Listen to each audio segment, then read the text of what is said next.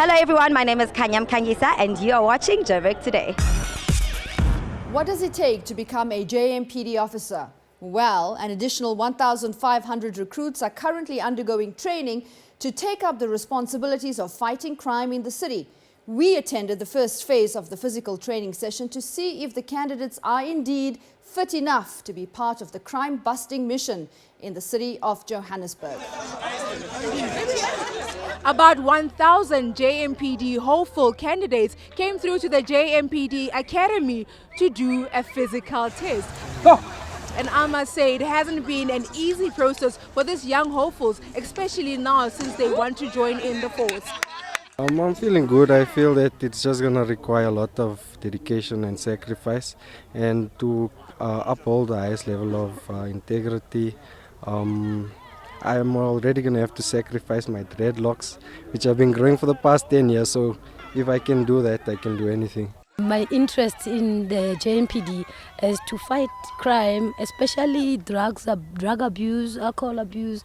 Most of the youth out there, they're going out of hand and they don't even go to school because of that. Now it's becoming a habit and it's becoming huge now in South Africa.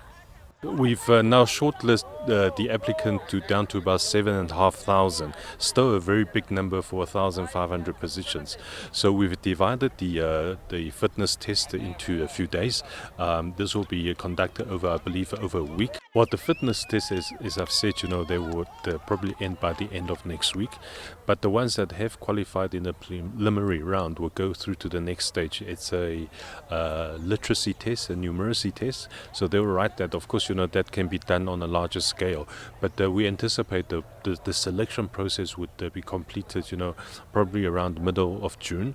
So we can really get the successful candidates into the training academy and get on with the work. I'm Pomashiho for Joburg Today. Hi, I'm Sky and you're watching Joburg Today. For further insight, I chatted to the MMC of Public Safety in Johannesburg, Michael Sun. I asked him the burning questions around bribery and corruption. Realize that, with the current policing force within the city, it's just not enough, policing power to go around to serve the city of about 5 million residents. So we've decided that within the budget adjustment process previously that we really needed to beef up and increase visible policing. So this is where we are today.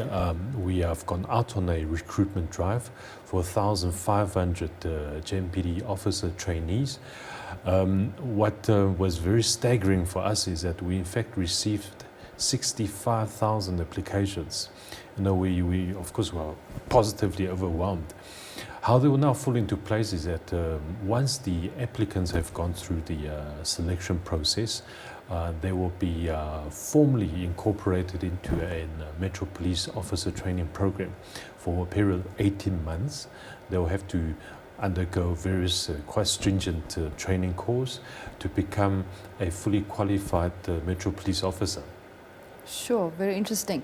Having said what you just said, that the current capacity is not enough, the Premier of Gauteng, David Makura, said that Johannesburg is not only the economic capital of Africa, but it's also the crime capital of Africa. Would you agree with that?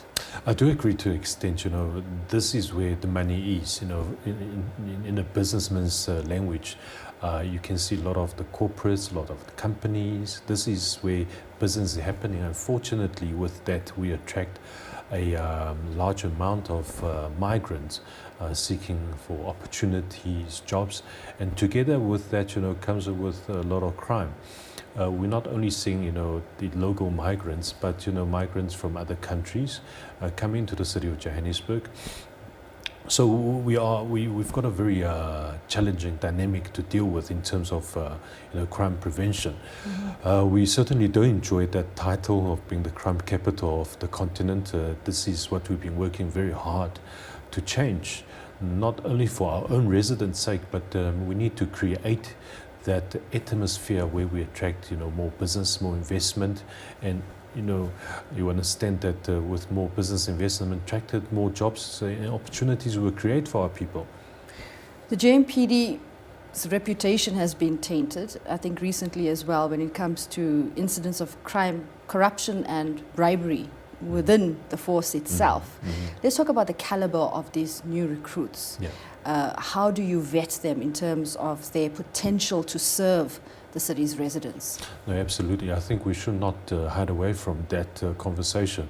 In fact, the first project, after I've taken office, is to go out on the anti-crime, or in fact, the anti-corruption campaign, fraud and corruption campaign, that we will say, no more. We needed to win back the trust. I always say that, you don't give me respect, I need to earn your respect, and I think that is very true and goes a long way for police officers whom are supposed to be the protectors of the residents.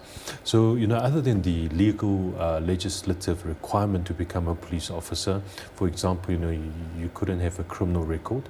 I've personally made sure that in our advertisement for the recruitment, we said that we want people of the highest integrity. We've gone out, on an extra step to say that other than no criminal records, we are looking for, top quality young men and women that didn't have any civil court judgment against them that is either corrupt or fraud related. So we've really gone, the extra step to ensure that we want the people of highest integrity to become, officers of the city.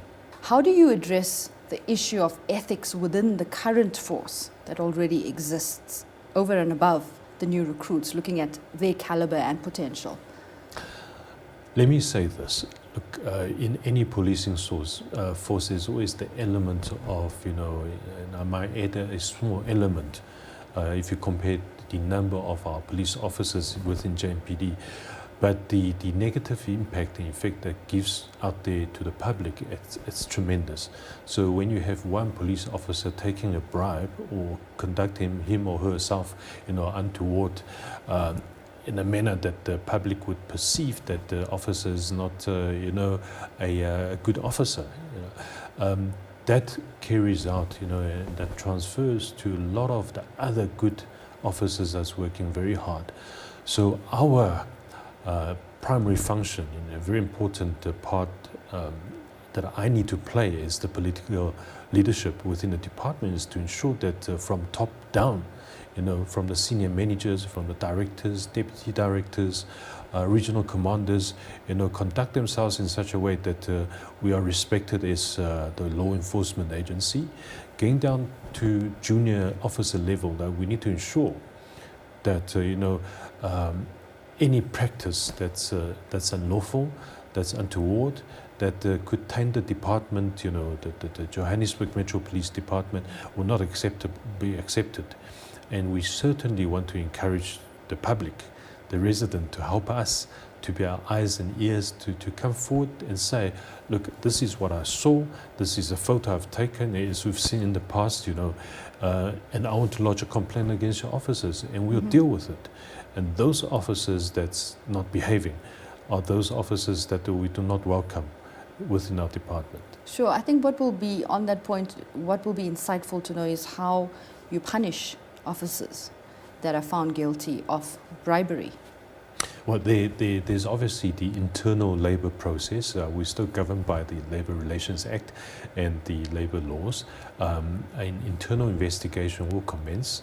Then, should the officer be found guilty of any wrongdoing, that officer would, continue into a disciplinary process. Once found guilty, there's a dismissal. And again, the criminal legal actions would probably most of the time run parallel to our internal labour process. A criminal charge will be laid for example, extortion or bribery or corruption, and that criminal investigation will take its own course. And of course, once the officer is found guilty in a court of law, that person would be punished accordingly by the judgment or the punishment handed down by the court. What's good, everybody? This is Solo, and you're watching Joburg Today. And that brings us to the end of the show. For more coverage on the city, do check out our playlist. Remember to like us on Facebook, joburgtoday.tv, and follow us on Twitter at Joburg Today. From me, Nashina, and the rest of the team, thank you for watching.